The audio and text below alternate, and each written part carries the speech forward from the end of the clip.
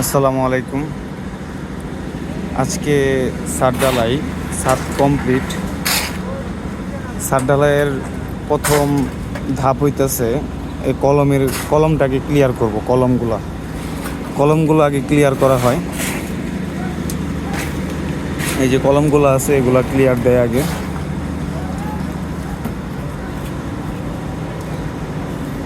এই যে আপনাদের দেখাই একটা একটা করে।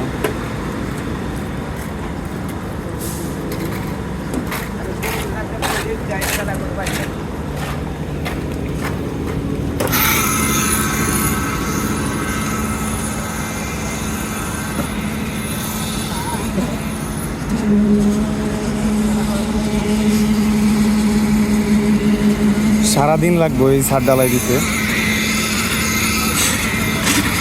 190 বস্তার মতো লাগবো। এই পুরাটা মিলে 190 বস্তার উপরে যেতে পারে।